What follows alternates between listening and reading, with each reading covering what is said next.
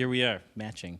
We're in it. Inside the Music, everybody. Welcome back. Welcome back to the show, Inside the Music. I'm here with the one and only Aysanabee. Aysanabee. Thank you so much for joining me on this fine evening here.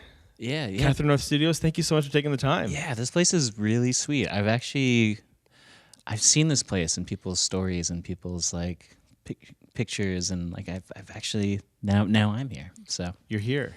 And you're here in Hamilton for a specific reason. here for the JUNOs. Yeah. Third one. Actually, I guess technically fourth one. Yeah, because I know you were nominated 2 years ago, or you won 2 years ago, or was it last year? Yeah, 2 years ago. Yeah. Nominated the year before, but then the year before that, we had just decided to go. Like I just signed the record deal, and they're like, "Yeah, you should go and like Just check go it out. check it out. Check it out. See what the vibe's like." And then I was like, "Yeah, no, that sounds great." And I remember them being like, "Look, what are you gonna wear?" And I was like, "Oh, like yeah, I have a nice white button up." And they're like, "Oh no."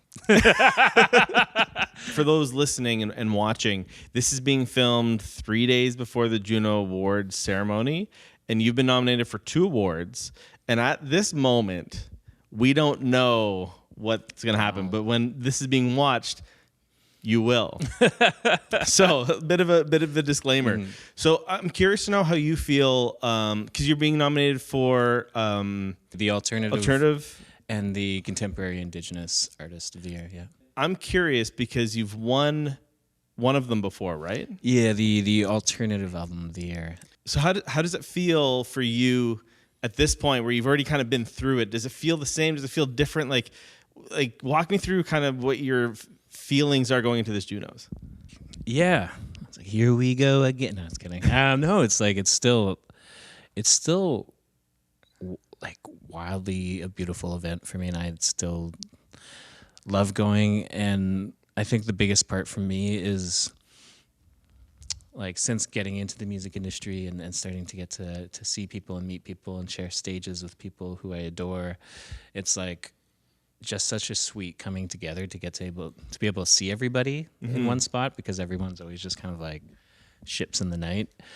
Yeah, you can't see someone else's tour because you're on tour. Yeah, all that kind of stuff. No, yeah. Exactly. So like I love it for that. Actually didn't even know we were nominated. Like I was like, because like, well, like obviously I eventually found out, but like usually there's like a big coming together, like media release thing that happens, and they didn't have the announcement party, and so I was like, okay, yeah, we just didn't get nominated this year. And like I was in New Orleans, and like we just had a ton of great. It was like my birthday, and I was at this music event, and all this crazy stuff was happening. Like we got an agent that we wanted to get who's gonna like work with us in Europe and Australia, and we found out like Nomads, a song off my first record, got put into like this NHL hockey commercial, and then there was another piece of good news, which kind of escapes me right now. but I was like, it's 3. It's like, okay, like my luck has run out. And then we got that news, and I was like, so it was such a surprise to get that, to be honest. And the last 2 times they had us do the broadcast, so I thought this time like performing on like the Sunday where you get to go on like the big, the JUNO broadcast, the big show, yeah. And so this time I was just like, okay, yeah, it's gonna be like super chill. Like I'm just gonna go and hang out. Yeah, because you've already done it. Yeah, because like when you play on the Sunday, like I'm always very mindful about like wanting to put like my best foot forward. So like I don't, I just keep it real chill. Well, because it's so easy to get caught up. Even just like the socializing can drain you. Yeah, right? yeah. Even that alone, right? And then there's all the after events and stuff too. Yeah, so it's like, yeah. So I was just like, no, I got to go to bed. But this time I was like, okay, I'm just gonna go and hang out. Yeah. But then people were like, can you do this? Can you do that? And I kept being like, yeah, sure. What are you gonna say? Yeah, okay. Of course. So I'm working on it again. It's an honor to do it, right? Yeah. You're doing or have done a couple of covers We were chatting the other day, and you were saying that you were working on the Sam Roberts cover. Yeah. So I'm curious how that cover is coming along. You know, that one was the toughest to learn out of all of them. And it's crazy, too, because I'm going to send it to Sam after and see what he thinks. I'm going to ask him for his honest reaction. Yeah, we played hockey together like a week ago. So, Okay. yeah, it was this whole, like, NHL players and musicians and And you got to play? and we got to play. Was it like artists versus NHL players? No, so they did that 2 years ago, but this time they took They kind of. pity on us and mixed it up. Did you score a goal? I did. Oh, nice. Okay, so honestly, it was truly right place, right time. But when I tell that story in the future, maybe I'll be like, yeah, top Yeah. shelf. Yeah, of course it was. But no, it was funny because I was like, I'm gonna practice. I'm going to I played pond hockey growing up, so I was like, I'm gonna practice. I'm gonna get decent enough, passable. But then I went and played in Mexico, and then I was like, okay, well, do I go back to Toronto and skate, or do I just stay here for a few more days and jog to the beach and go swimming? So I wasn't very good. I wasn't as good as I could have been with 3 extra days. You know what? I think that's fine. Yeah. So so they had lent me the gear, and so some of it fit and some of it didn't. And so on my shin pads there was this much Velcro that could actually attach to Because itself. they were too small. Yeah. Oh, no. So I was skating and That's the worst. And they're probably sliding around. and so it would come undone when I moved my leg too far, and then it would jut up and go over the protective shorts. Yeah. And then when that happened, I suddenly lose full movement of my leg. And I'm trying to skate already, you know what I mean? You're And just trying to survive out there. And so then at one point I'm just okay, I just got to get to the net, whatever. I'll just deal with this after. Yep. I'll switch out after I get to the net. And on my way to the net, the shin coverings start coming down. And then so at this point I'm just man, I'm just out here wearing pink boxers. I hope there's no pictures. No, I think they were that the NHL was filming it. But so I hope they just get the goal in there. Yeah. But anyways, yeah. So Sam was there, and I remember struggling to put the gear on. He's like, "No, you got to learn how to do that." Anyways, so long story short, I'm covering "Brother Down" by Sam Roberts, and it's actually the hardest out of the 3 cover tunes that I'm playing for different JUNOs events. Mm-hmm. So I'm going to be doing "Coming Home" by Leon Bridges, which Great song. That's in your wheelhouse. yeah, and it's so there, and then I'm going to be doing Yukon by Justin Bieber, Oh, that's fun. which Yeah. it's been actually really fun to learn because his control over his voice, I'm realizing, is not the same control that I have over my voice. So it's been really fun to step out of my zone and learn the tune. But yeah, Brother Down has been the hardest for me to learn out of all those 3 songs, which is interesting because I play rock music. Yeah, and it doesn't seem that overly complicated, but I guess it's just out of kind of your normal cadence. Is that kind of it? Yeah. It's interesting. Yeah, it's an interesting cadence, and it's the tonality too. It's almost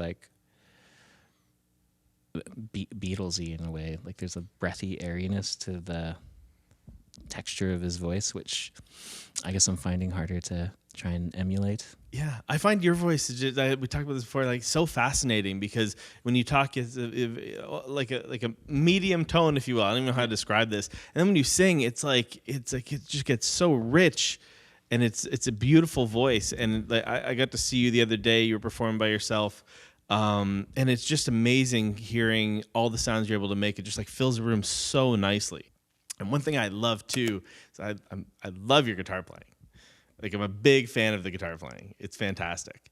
And I have a question. So if anyone has seen you perform live, you do a lot of tapping on the guitar. And I'm curious. This is actually for my friend Jer, who's a professor at Mac, and I know he's gonna want me to ask this. Have you ever known how to play "Eruption" by Van Halen? No, but I've gotten that there's been so many shows where I've stepped off the stage and been like, then someone's been like, And no, so you didn't grow up with that. Okay, no. curious. So, okay. So like, I feel like I need to learn that song and figure out if I can like sneak it into a song. It's somewhere, just like a little lick. little Easter egg somewhere. Yeah. So where did the tapping come from? I'm curious. So like when I was growing up, like we didn't have the internet, we didn't have all the stuff that you need to make the internet work, like electricity. And so when I went to the city, Thunder Bay. Yeah.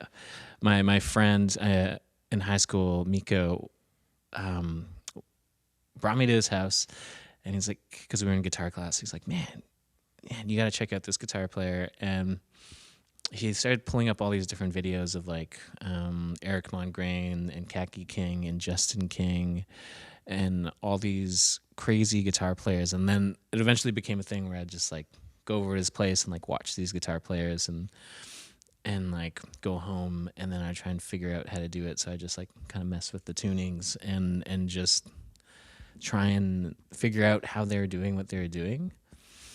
And so like that's where that came from. And I will say it's like, yeah, it didn't sound very good at the start, but like open tunings do wonders. But yeah, you just find your own little isms and your own little, like it looks a lot more complicated than it is. Okay. Yeah. I mean, it's very impressive nonetheless. Wouldn't sell yourself short. And that was another question. So I know that you played multiple guitars, so I presume there's different tunings that you play. Yeah. So if I can ask, like, what tunings do you normally? So this is gonna get guitar nerdy for all those. Sorry, everybody. Unless you're a guitar person, in which case this is for you. What tunings do you normally play in? I've been actually dabbling in just open C lately. Normally I mess around like Dagdad or like open C sharp. But I don't know, C has been just really easy to sing to. Right, of course. Yeah. So I always just kind of like, whatever key is good for the vocal register. But within that tuning though, like I tuned the G string down like another half step. I don't know why I ever did that, to be honest. This is your own Aysanabee so I think thing. I'm sure there's like a key thing for it, but like, so it's like open C with the G down a half step. Yeah. And like, I didn't really notice it being a thing until like sitting around with like other people who played in open tunings, and they'd be like, let me check that thing out. And I'd give them the guitar, and they'd be like, like, because they're also very good and technical, and then they're like, what? I can't play my, and then like, for whatever reason, I was like, sorry, like the G's messed up. It's messing up your stuff here. And so no, I'm not like classically trained or anything, so like everything's very like combination of like shapes and different things from memory. So yeah, open C. I love it. Okay. We're gonna go down to the pedal zone right now. I saw you playing with 2 blue skies. Is that accurate? Nope. I had 1 blue sky.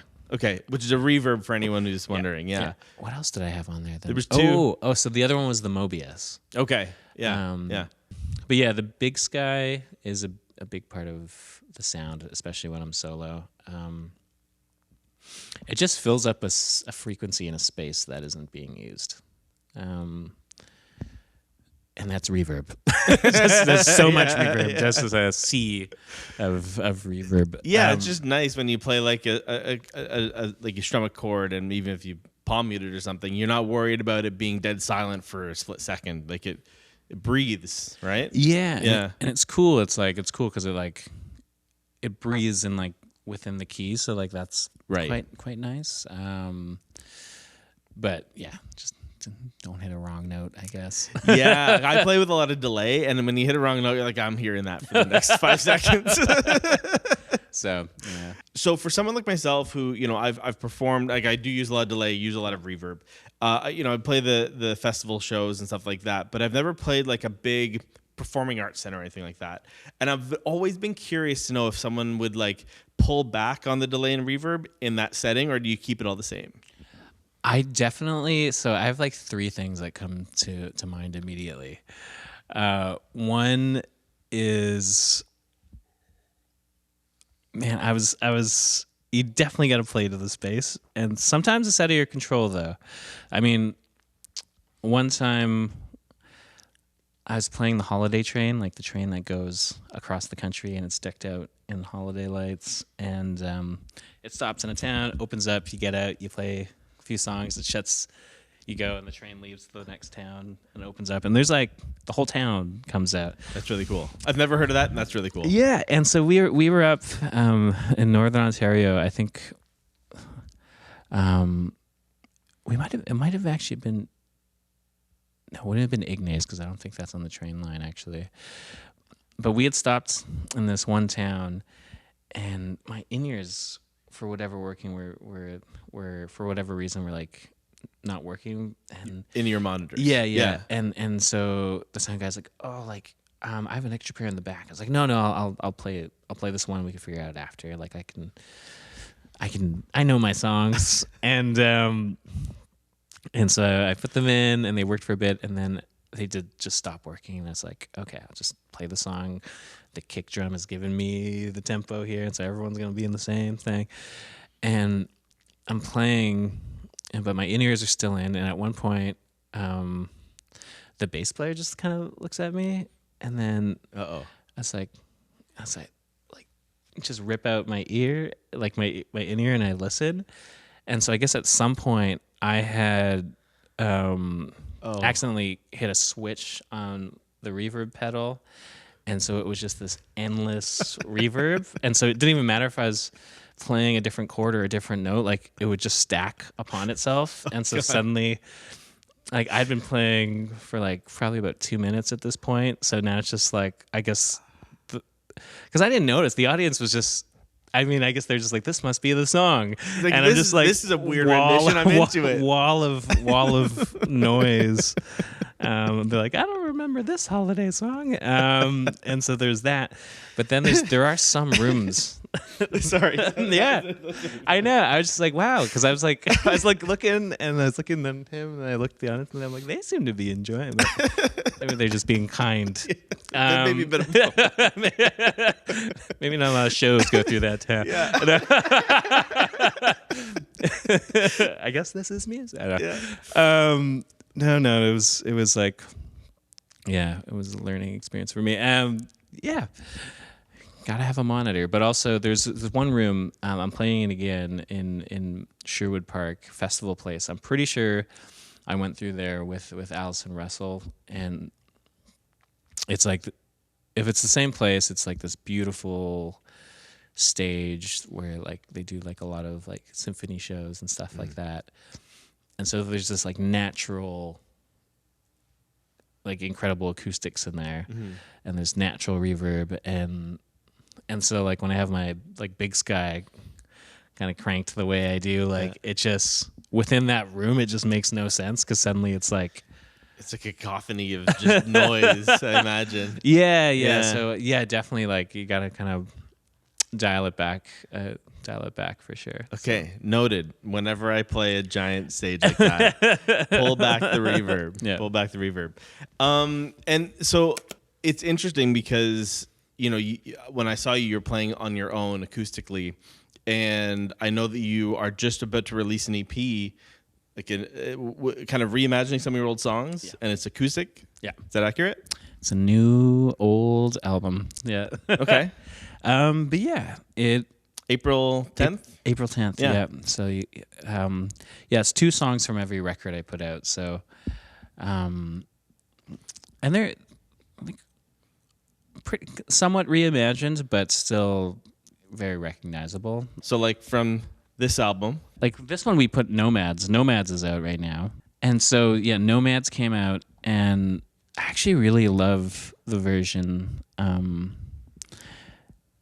It's stripped back, but it still really captures the feeling of it, and it's still, I don't know, it has like this very cinematic feel to it. I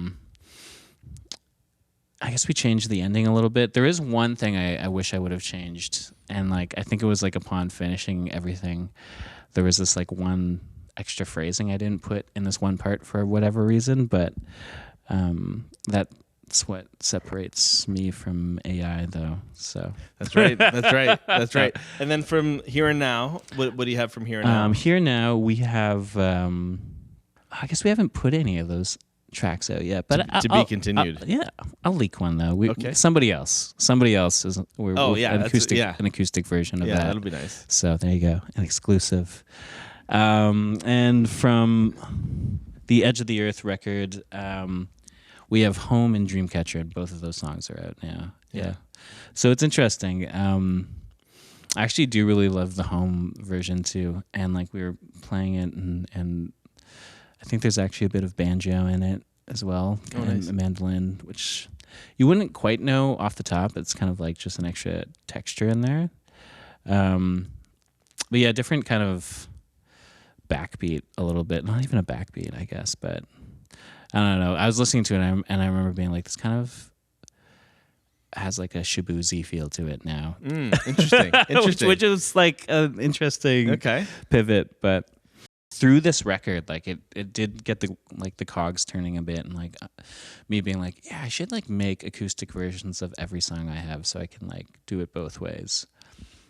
And I think like I was listening to like a podcast, and like I think Ed Sheeran was on it, and Ed Sheeran was talking about how he like knows all his songs, and the guy's like, every song? He's like, yeah. He's like, even the first song he wrote? And he's like, yeah. And he's like, and he like grabbed the guitar and gave him the guitar, and he played the song that he wrote when he was like 12 years old or something. Yeah, wow. And yeah, I thought that was so crazy, and I was like, wow, that is such a skill. Like, I don't think I could play the first song I wrote. Yeah, especially after so many years and all the different things you've done and the different changes in your songs. Like, I couldn't imagine. He must just have like a crazy memory or something like that. Yeah, well, I think he does practice it quite a bit. I can't remember if he says. I can't remember what he says, but yeah. So I think part of me wants to be able to do that with all my tracks as well. But and you're touring these, so you're doing an acoustic tour right now in support of this new EP. Yeah. So going on the road with. Actually got a few of my friends supporting me on that tour as well, which I'm super excited about. But yeah, one thing with the record, the acoustic record, is it's like that's how so many people were introduced to me, because like just, I couldn't afford a band before, so right. So this is like the way a lot of people saw me when like they were first introduced to my music was just me and the guitar. So it's nice to do that for this project and just kind of go out for 6 weeks while I, work on a new record. Yeah. One thing I really noticed as we kind of wrap this and get close to the end here, and first off, I didn't even say this before, but if I didn't, thank you so much for taking the time today. This has been nice. I appreciate it. So, sorry I was late. I was like sitting in traffic. I don't know, something when the rain hits, like everybody, I guess, is cautious, which I guess is good. Yeah, it's also unless you have to be somewhere, then get out of my way. Hamilton's a bit of a bottleneck, yeah. But it did remind me of like I biked here from my house this summer. Wait, to Hamilton? Yeah, to Hamilton. Yes. Yeah. Okay. All right. Yeah. My friend moved to Iqaluit, and he's like, the one thing I want to do is bike to. I've always wanted to bike to Hamilton. Yeah. And I was like, all right. And I was like, yeah, when do you want to go? He's like, can we go today? And I was like, yeah, sure. It's like 3:30, but let's do it. Yeah. You got here late. And so we went. Yeah, we went, and like we had to wait for two of his other friends who he talked into coming as well. And then like on the way, everyone slowly started leaving the pack. Like the first guy's bike broke, which was fine. That's tough. Yeah. And then the second guy, I just didn't see him at some point. And then just got a text. It's like, oh yeah, I just hopped on the train. I went home. So there was a point where I was like, maybe I will do the same. As I was passing the last GO train at the station, I was like, maybe I was like, I can't. Just one more. I just can't leave him. And so like, and he was committed. He was doing it. He was at one point, like I think the last like 14 kilometers, like we were on our own routes. Eventually we linked up, but I think it just got to like the furthest point I'd the furthest I'd biked that summer was like maybe 30 kilometers. So now jumping it to like 83, I think. Yeah. Yeah. It was like a mental game. Yeah. I don't know which road I went down, but it was like a ton of really nice houses, and then suddenly I felt like I was in the forest. Yeah. You were down in Aldershot, which is like my favorite little ride. Yeah. Yeah. That was a beautiful ride, but it was like a little spooky at night. Yeah, there's no lights. There was no lights. No sidewalks. No lights. And every once in a while, a nice car would drive by, and they're like, "Who's that sweaty dude?" I've been that sweaty dude more than like once. No lights on my bike. I'm just like, I didn't think it would take this long. So before we wrap up, I have a couple just like quick questions for you. Just fire them at you if you're okay with that. Okay. You're such a pleasure to watch live. One thing that really caught me, and something that I want to get better at when I perform, is storytelling. You're a great storyteller. You liked that? I felt like I was a little bit off at that show. There was one part I remember talking about like flat Earth theory. Yeah. And I was like, why? I was like, I got to finish it though. I got to finish this thought or it's going to look like I'm a flat earther. So I think, and maybe you can correct my thesis then. My thesis on a good story is as long as it ends on a good punchline. Yeah, I think so. I think so, and you gotta tell that to my drummer, because sometimes he doesn't know that there's a light at the other end of the tunnel where I'm gonna get there, and he'll just be like, and I'll hear in the ears, all right, 2, 3, 4. I'm like, oh god, this song's starting. And I think your punchlines are amazing. I'm sure you're not doing it intentionally, but I think it's hilarious. Sometimes I do float around in the water, and like sometimes Miles's trigger will actually be very good and timely. Sometimes I was like, I did have a point. It's interesting too, because like I never really prepare much, because I liked it to be different. Like I've been on, like, I've seen shows where like the storytelling and the banter will be the same for every, like all the beats are all coordinated. And it's like, and I guess for certain shows too, when you're building it, like that's the show too, right? But I do have people that come to multiple shows too, and I think it's always like I'll see someone new in the audience, I'm like, I can't. Yeah, so give them something new about this song, and it's just for that one person who I was like, I don't want to tell them the same story right now, like. But yeah, I saw an elder, and the way he spoke, it was like so eloquent, and I remember it moving me, and I remember finding him after, and be like, yeah, like I was really like your speech really blew me away, like where do you pull that from? Like, would you write that? And he's like, no, I just, he's like, I just speak from the heart. I speak true, and trust the process, and I was like, man, I want to be that cool. And so sometimes it works and sometimes it doesn't, but maybe it just comes with practice. But yeah, I think I'm glad you caught me on a good day. Yeah, I think what you said about like the honesty and the integrity in what you're saying, I think that pulls the whole thing together. Like, as long as it's coming from the heart, like people are willing to, I don't know, wade through the waters with you, I guess. Imagine someone just gets up like, not a good story. And the music was great. Music was fantastic. The storytelling, not so much. I think there was only one time too where I was like, ooh, wrap it up. Actually, there's probably been many, but I remember it was on the tour with Allison Russell where I was opening, and so I think I was playing like 30 minutes, which like normally would be like 6 or 7 songs, but like for me it was like four songs and the stories. and so I was on stage and I was played a song, and then I was really getting into it and telling this story, and played another song, and then I was really telling this next story, and it just went on to a point where I couldn't really see anyone in the audience except like this one woman who was sitting at this table, and like the light was on her, and I remember this one look where she was kind of, I'm exaggerating it, but this is what it felt like. Okay. It felt like that's what it felt like. No. And then like it dawned on me that like like in the city we're in, I don't think many people spoke that much English. Oh. And so I had been going on these really long monologues that probably like weren't like hitting. Not at all. Okay. And so then I was like, okay. So I've just been like, just been up here verbally. And they were probably like, man, I came here for music show. So yeah, there's that. But then there's other times where just, it's the songs just connect. I think I remember there being a massive language barrier when I went and I played this festival in Cartagena, Spain. Such a weird routing too. Like played in like London, Ontario, Cartagena, Spain, to Sarnia, Ontario. So like the classic route. Yeah. We bought that out. And so I remember like I even talking to the crew, like we kept having to use like Google Translate or something. And so I told some stories. I tried to keep it shorter with that in mind. And